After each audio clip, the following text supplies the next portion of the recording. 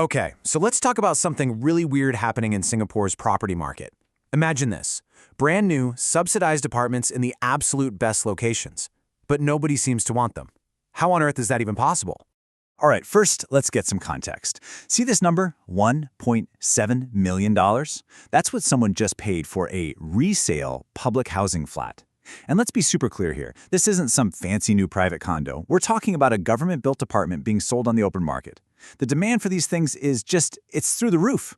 Which, brings us right back to our big question. If the old flats are selling for record-breaking prices, why are the brand new, heavily subsidized ones, literally next door, struggling to find any buyers at all? It just doesn't add up, right? And this, right here, is what we're calling the prime paradox. You've got this blazing hot resale market on one side and a totally ice-cold reception for the new stuff on the other. And this chart, it shows you just how stark this is. I mean, look at the demand for some of these new prime projects. Application rates have dropped as low as 0.2. To put that in perspective, that means for every 5 flats up for grabs, only one person even bothered to apply. Think about that. In some cases, 60% of the apartments were left unsold after the launch. It's the complete opposite of the usual feeding frenzy we see. So, to figure out what's going on, we really have to rewind a bit and look at the government's original plan for these very special apartments. It's called the Prime Location Public Housing Scheme, or PLH for short. Now, this whole thing was started back in 2021, and ironically, it was created because flats in these exact same areas were way too popular. You had tons of people fighting for every single unit. So the government stepped in to cool things down, stop prices from going nuts, and make sure these homes went to people who genuinely wanted to live in them, not just investors looking to make a quick buck. But, and this is a big but, to do all that, the government attached some pretty major strings. And this, my friends, is where we get to the heart of the mystery. This is the catch that changes everything. Okay, so what are we talking about?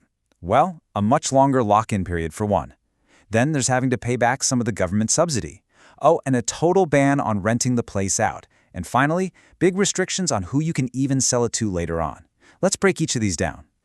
All right, first up is the big one, the lock-in period. The minimum occupation period, or MOP as it's known, is normally 5 years. For these flats, it's doubled to 10 years. But here's the real kicker. That 10-year clock doesn't even start ticking until after the 4 or 5 years it takes to build the place. So, from the moment you sign on the dotted line, you are locked in for something like 15 years. And this quote just hits the nail on the head, especially for young couples. If you're 30 years old today, by the time you can finally sell this place, you'll be pushing 45. Just think about how much your life can change in that time. Your career, your family size, your dreams, everything. That's a huge, huge commitment to make when you're just starting out. Okay, rule number 2 is the subsidy clawback. So to make these prime location flats affordable in the first place, the government gives you a pretty generous subsidy. But, as they say, there's no such thing as a free lunch. When it's time to sell, you've got to give a chunk of that back. And here's how it works. And this part is really important. The clawback isn't a percentage of your profit, it's a percentage of the entire resale price. So for one recent project, that was 12%. Let's say years down the road, you sell your place for $1 million.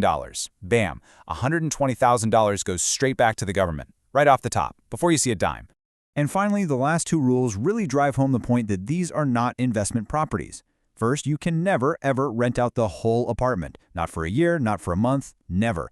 And second, when you're finally allowed to sell after that 15-year wait, the pool of people who can buy it from you is tiny. They have to meet all the same strict rules you did, including an income cap, which today is around $14,000 a month. That really limits your potential buyers. So, you can start to see how all these rules pile up, right? It creates this massive dilemma for anyone thinking of buying. Suddenly, a dream location turns into a really complicated decision about your finances and your future. And this leads to what's basically an affordability catch-22. Even with subsidies, these places are still pricey. We're talking around $600,000 for a 4-room flat. Now, the people who qualify for the biggest government grants, say those earning less than $1,500 a month, they can't get a big enough bank loan to cover the rest. And the young couples who can get the loan, maybe making around $7,000 a month, well, they get way less help from the government. It's a tough spot. So, when you boil it all down, buyers are backing away for three main reasons. Number one, that 15-year commitment it's a lifetime for someone in their 20s or 30s. Number two, the price is still a really big financial stretch. And number three, it totally kills any potential for the flat to be an investment or a stepping stone to your next home. Which all leads to the obvious question.